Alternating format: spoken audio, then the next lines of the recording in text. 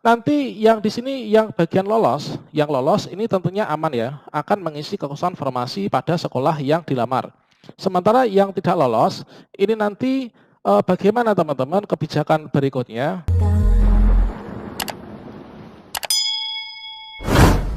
Assalamualaikum warahmatullahi wabarakatuh, sobat-sobat calon guru, selamat datang di channel Calon Guru. Sobat-sobat semuanya, bagi sobat-sobat guru honorer yang akan mengikuti seleksi P3K Guru tahun 2021, sambil teman-teman saat ini belajar, marilah kita simak bersama pada video ini. Kita akan menyajikan sebuah video yang berjudul Inilah Alasan Guru Honorer Harus Lulus Tes Tahap 1. Tentunya video ini tidak bermaksud untuk mungkin mengompori teman-teman, akan tapi semoga dengan adanya video ini nanti, teman-teman guru honorer yang ikut tes tahap 1, baik itu K2 maupun guru honorer sekolah negeri, ini bisa lebih semakin bersemangat lagi ya untuk berkompetisi. Sobat-sobat semuanya, seperti yang kita ketahui bersama bahwa dalam tes P3K Guru yang tahap 1, ini nanti yang lulus ini nanti akan bisa mengisi kekosongan formasi yang dilamar. Kemudian yang tidak lulus ini bagaimana teman-teman? Marilah kita renungkan bersama ya. Seperti yang kita ketahui teman-teman, untuk peserta tes tahap 1 ini adalah diikuti dari guru honorer sekolah negeri dan juga guru honorer tenaga honorer kategori 2 yang terdaftar di PKN. Selanjutnya di sini saya memberikan sebuah simulasi fakta kondisi yang ada di lapangan. Yaitu di sebuah sekolah ini kita kerucutkan pada SD misalkan ya. Yaitu yang ada formasi, kemudian guru honorer 1, kemudian ada formasi 1, guru honorer 2, kemudian ada formasi 1, guru honorer 3, formasinya 1, guru honorernya ada 4, kemudian formasi 1 tidak ada guru honorernya, kemudian formasinya 0, ada guru honorernya 3. Ini nanti bagaimana teman-teman? Tentu saja yang lolos akan mengisi kekosongan formasi, sementara yang tidak lolos ini nanti bagaimana teman-teman? Marilah kita simak video ini selengkapnya. Namun sebelum kita lanjutkan, perlu saya ingatkan bagi teman-teman yang belum subscribe, silahkan klik tombol subscribe-nya dan aktifkan notifikasi loncengnya, sehingga nanti jika ada update video terbaru, teman-teman tidak akan ketinggalan informasi. Assalamualaikum warahmatullahi wabarakatuh, sobat-sobat calon guru, selamat datang di channel Calon Guru. Sobat-sobat saya, menjelang tes tahap 1 guru P3K tahun 2021, tentunya kita was-was teman-teman ya, karena kita secara tidak langsung itu sebenarnya telah mengetahui peta persaingan yang ada di lapangan. Kalau misalkan di sekolah kita itu ada formasinya 1, guru honorernya lebih dari 1, itu tentunya akan menjadi problema sendiri teman-teman bagi kita. Apalagi misalkan salah satunya itu sudah puluhan tahun mengabdi dan yang satunya itu baru saja lulus kuliah dan baru saja masuk dapodik beberapa hari, beberapa bulan tapi bisa ikut bersaing. Tentunya akan menimbulkan suatu perasaan tidak enak kalau misalkan yang muda yang lolos, yang tua tidak lolos teman-teman. Nah sobat semuanya, pada video ini kita akan memberikan sedikit gambaran terkait tentang bagaimana usaha dari teman-teman guru honorer supaya bisa lulus tes tahap 1. Tentunya di sini kita juga harus melihat pada peta persaingan juga kebijakan afirmasi teman-teman. Sobat semuanya, untuk tes tahap 1 P3K Guru tahun ini, nah ini adalah nanti seperti yang telah diumumkan pada Permenpan RB nomor 28 tahun 2021, yaitu yang lulus ini nanti akan mengisi kekosongan formasi dari sekolah tersebut teman-teman. Kemudian yang tidak lulus ini kira-kira bagaimanakah teman-teman? Nah di sini kita akan melakukan pembahasan terkait dengan pemfokusan, yaitu bagi teman-teman yang kemungkinan nanti tidak lulus dalam seleksi guru P3K tahap 1. Oke, sobat semuanya, di sini kita simulasikan seperti ini. Nah ini kita karena masuk tes tahap 1, kita simulasikan kondisi real yang ada pada peta persaingan di tes tahap 1. Nah untuk tes tahap 1 itu diikuti oleh guru honorer sekolah negeri yang terdaftar di dapodik, dan artinya ini adalah teman-teman yang sudah lulus seleksi administrasi ya. Kemudian juga guru honorer tenaga honorer kategori 2. Nah, sobat semuanya, di sini coba kita perhatikan. Saya rasa untuk peta persaingan yang ada pada di lapangan ya, ini adalah sama teman-teman seperti ini. Misalkan di sini kita ambil contoh kecil teman-teman. Misalkan ini adalah dalam lingkup sebuah desa gitu ya. Nah, ini kita dalam sebuah lingkup desa. di sebuah desa itu misalkan ada yaitu 6 sekolah dasar negeri. Untuk yang SMP, SMA, SMK tentunya peta persaingan lebih ketat teman-teman, dan tentunya itu disebabkan oleh antara formasi dan juga pelamar itu tidak seimbang atau jomplang gitu ya. Formasinya dikit, pelamarnya banyak. Kalau misalkan di SD ini seperti ini kita contohkan. Kedepannya nanti kita membuat simulasi untuk SMP dan SMA serta SMK teman-teman. Oke, di sini teman-teman kita tidak usah melihat pada peta persaingan di kecamatan ataupun kabupaten. Nah, di sini kita lihat di sebuah desa misalkan. Di sebuah desa ini ada 6 SD teman-teman, ada SDA sampai SDF. Nah, di sini teman-teman, ini untuk yang SDA ini ada satu formasi teman-teman. Nah, SDA satu formasi ya. Kemudian di SDA ini ada satu guru honorer. Nah, di sini yang dimaksud dengan guru honorer yang kita maksud di sini, ini adalah guru honorer yang sudah lulus seleksi administrasi. Artinya, kalau lulus seleksi administrasi, ini nanti sudah bisa berhak untuk mengikuti tes tahap 1, teman-teman. Jadi yang tidak lulus seleksi administrasi atau guru honorer yang tidak terdaftar Dapodik atau ijazah nggak linear, ini kita tidak perhitungkan. Kalau misalkan di SDA, ini ada satu formasi, guru honorernya ini ada satu. Jadi ini sesuai dengan kebijakan Permenpan RB, ini kan seperti ini. Kalau misalkan di sekolah induk itu ada formasi, maka guru honorer harus mendaftar di sekolah induknya, gitu kan? Berarti ini pas teman-teman. Nah, di sini di SDA ini formasinya satu, guru honorernya ada satu, otomatis dia harus melamar di SDA, ya kan? Meskipun kemarin teman-teman ada banyak yang formasinya nggak muncul ya ketika mau melamar di sekolah induk, akhirnya ada tombol riset pendaftaran. Dan bagi teman-teman yang memperhatikannya itu pasti sudah kembali ke sekolah induknya ya teman-teman. Nah, di sini pelamarnya satu, ini nanti di tes tahap 1 teman-teman. Kalau misalkan dari satu pelamar ini lolos passing grade, ini nanti dia bisa lolos. Nah, kalau lolos ini nanti mengisi kekosongan formasi yang ada di SDA. Nah, ini yang nggak lolos 0 ya, karena dia nggak punya saingan teman-teman. Dia ini hanya bersaing dengan dirinya sendiri. Artinya hanya hanya memenuhi passing grade saja nih ya. Nah, ini teman-teman. Nah, otomatis ini nanti untuk formasi di tes tahap 2 ini nanti sudah tidak akan muncul teman-teman, karena di sini sudah terisi dari sekolah induk. Kemudian untuk yang SD Negeri B teman-teman, di sini formasinya ada satu ya, SD Negeri B ada satu formasi. Kemudian di sini guru honorernya ada 2 orang.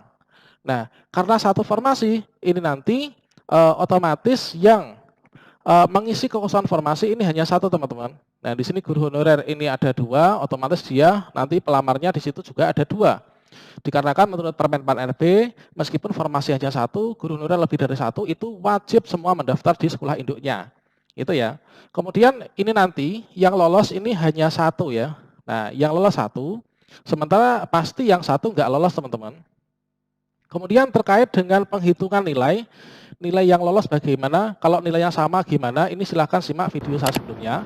Itu ada kebijakan ya terkait dengan skala prioritas. Kalau misalkan semuanya lulus passing grade itu adalah nanti diambil dari kompetensi teknis yang paling tinggi. Kalau misalkan nilainya masih sama, ini nanti diambilkan dari sosiokultural dan manajerial yang paling tinggi. Kalau misalkan masih sama juga, nanti diambilkan dari tes wawancara yang paling tinggi. Kalau masih sama juga, ini nanti diambilkan dari usia yang paling tinggi teman-teman. Nah ini, jadi di SDB ini nanti yang nggak lulus satu. Nah ini kita simpan teman-teman, yang nggak lulus satu ini. Kemudian berikutnya di SDC teman-teman, di SDC ini formasinya ada satu, guru honorernya ini ada 3. Nah sesuai dengan Permenpan RB ini semuanya guru honorer harus melamar di sini ya, di sekolah induknya SDC, meskipun formasi hanya satu. Artinya di sini nanti akibatnya ada pelamarnya 3 teman-teman. Sementara dari 3 ini yang lolos ini hanyalah satu tentunya ya. Dan yang nggak lolos di sini ada 3 orang. Berikutnya di SDD, di sini malah lebih parah lagi nih ya. Formasi hanya satu, guru honorer ini ada 4 teman-teman. Pelamarnya jadinya ada 4. Yang lolos ini hanya 1. Kemudian yang tidak lolos ini ada 3 teman-teman. Nah di sini kita simpan. Nah di sini dari satu desa ini aja teman-teman, dari satu desa ini kita masih punya ini, yaitu ada 6 guru honorer yang tidak lulus ini ya. Kemudian di sini di SDE misalkan, di SDE ini dia formasinya ada 1, kemudian di sini guru honorernya ini tidak ada. Otomatis di sini pelamarnya ini kan formasi terbuka ya untuk siapa saja, dan nanti dalam pilihan formasi ini akan terbuka untuk siapapun di daerah tersebut. Nah, ini nanti tentu saja pelamarnya akan lebih banyak teman-teman. Bisa jadi ada 5, ada 10, ataupun ada 20, padahal formasinya 1. Sementara nanti yang lolos ini hanya 1 teman-teman. Untuk penilaiannya bagaimana kelulusannya itu silahkan simak video saya sebelumnya. Yang tidak lolos ini juga belum diketahui ya, karena untuk pelamarnya juga belum diketahui. Kemudian untuk di sini ada SDF teman-teman. SDF ini tidak ada formasi, sementara di sana sebenarnya ada guru honorer yang bisa mendaftar ya. Ada 3 guru honorer yang sudah akhiri pendaftaran dan lulus seleksi administrasi. Nah, di sini kemungkinan dari SD ini nanti, dari teman-teman guru honorer 3 orang dari SDF, ini nanti akan berpencar teman-teman, yaitu memilih dari sekolah-sekolah yang ada formasinya tapi tidak ada pelamarnya dari guru honorernya gitu kan. Bisa saja dari 3 teman kita ini akan memilih pada SDE ini teman-teman. Nah, berikutnya dalam tes ini tentunya di sini nanti yang tidak lolos ya di SDE ini kalau di SDF ini kita silang saja teman-teman karena di sini kita tidak masuk perhitungan. Di SDE ini bisa jadi nanti pelamarnya itu ada 4, ada 5, ada 9 gitu ya. Nah, misalkan di sini kita jumlah saja untuk yang dari yang atas ini ada 6, kemudian ditambah 4 ini artinya di sini ada 10 teman-teman. Nah, kira-kira nanti yang di sini yang bagian lolos, yang lolos ini tentunya aman ya, akan mengisi kekosongan formasi pada sekolah yang dilamar. Sementara yang tidak lolos, ini nanti bagaimana teman-teman kebijakan berikutnya? Dari yang tidak lolos, ini nanti menurut Permen PAN RB, ini tentunya akan memilih kembali formasi yang masih tersedia pada tes tahap 2 teman-teman. Hal itu sesuai dengan mekanisme pada tes tahap 1, yaitu jika kita lolos mengisi kekosongan formasi, kemudian jika kita tidak lolos itu akan kembali memilih formasi pada tes tahap 2.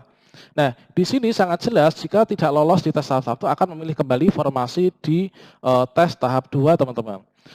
Berikutnya, di sini yang perlu kita pikirkan teman-teman, ketika kita tidak lolos dalam seleksi P3K guru yang tahap 1, ini adalah yang menjadi pikiran berat kita, ini adalah ini. Yang pertama, tentu saja saingan kita ini akan bertambah teman-teman.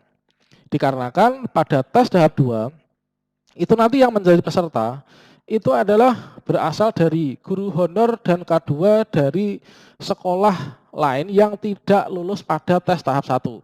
Artinya jika kita tidak lolos di tes tahap 1, maka kita akan memilih formasi di tes tahap 2. Dan di sana kita akan bersaing dengan guru-guru honorer dari sekolah lain. Dari sekolah lain yang sama-sama tidak lulus tes tahap 1.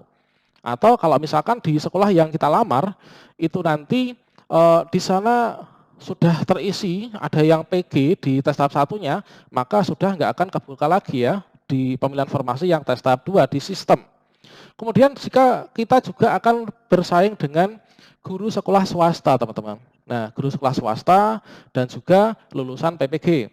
Seperti yang kita ketahui dari teman-teman yang guru sekolah swasta dan juga lulusan PPG. Kalau lulusan PPG jelas. Dari teman-teman guru sekolah swasta, ini sebagian besar, ini adalah mereka sudah lama mengabdi mengajar di sekolah swasta dan juga sudah banyak yang memiliki sertifikat pendidik. Seperti yang kita ketahui bahwa kalau memiliki sertifikat pendidik itu nanti untuk kompetensi teknis itu adalah sesuai dengan Permen PAN RB itu otomatis lolos teman-teman, kompetensi teknis langsung 100%.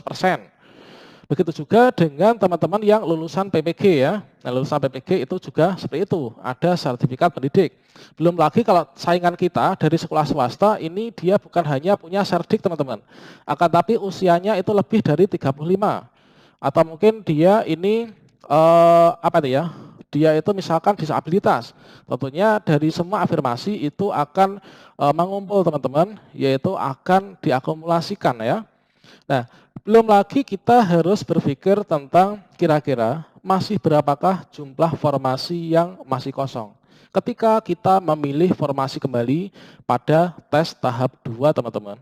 Belum lagi kita berpikir keras terkait tentang kebijakan afirmasi. Afirmasi bukan untuk kita, akan tapi afirmasi yang diperuntukkan untuk saingan-saingan kita. Jadi teman-teman, kalau misalkan kita tidak lolos tes tahap 1, maka kita akan memilih kembali formasi di tes tahap 2. Dan di tes tahap 2, itu kita akan tambah saingan. Saingan dari guru sekolah swasta, saingan dari lulusan PPG. Yang mana kebanyakan mereka sudah memiliki sertifikat pendidik. Belum lagi kebijakan afirmasi, belum lagi masih berapakah jumlah formasi yang masih kosong. Dikarenakan saya rasa ini untuk masing-masing sekolah, ini adalah kalau di daerah kami ya untuk SD, itu rata-rata formasi dibuka hanya satu ya, formasi hanya satu, sementara rata-rata dari sekolah tersebut itu ada lebih dari 2 guru honorer. Ada yang satu sekolahan itu formasi satu, tapi guru honorer ada 3, ada 4, ada 5. Nah, tentunya ini nanti akan banyak yang tidak lolos teman-teman, dan mereka itu menyerbu pada tes tahap 2. Kemudian di tes tahap 3, tentu saja di tes tahap 1, 2, 3 itu akan banyak sekali yang lolos passing grade ya. Dikarenakan sekarang ini banyak sekali platform-platform yang menyediakan latihan soal bagi teman-teman guru honorer untuk berlatih soal, akhirnya bisa lolos passing grade dan keterima menjadi P3K. Nah, sobat semuanya, dari video ini kira-kira apa hikmah yang dapat kita ambil teman-teman? Yang pertama, ini tentunya marilah kita berusaha dengan sebaik-baiknya, berusaha dengan cara belajar, mempelajari kompetensi teknis, sosiokultural, manajerial, dan juga wawancara, serta kita harus mendekatkan diri kepada Tuhan Yang Maha Esa sesuai dengan agama dan kepercayaan masing-masing teman-teman. Dan kalau misalkan kita sudah berusaha dengan keras, kita sudah berdoa dengan kencang, maka nanti yang akan menentukan itu adalah Tuhan ya, atau Allah Subhanahu wa taala. Sebagai manusia itu hanya berusaha, tapi yang menentukan itu adalah Tuhan Yang Maha Esa. Oke, demikian sobat semuanya sedikit gambaran tentang tes tahap 1. Semoga teman-teman ini yang memantau video ini bisa lolos tes P3K tahun ini. Sampai jumpa. Wassalamualaikum warahmatullahi wabarakatuh.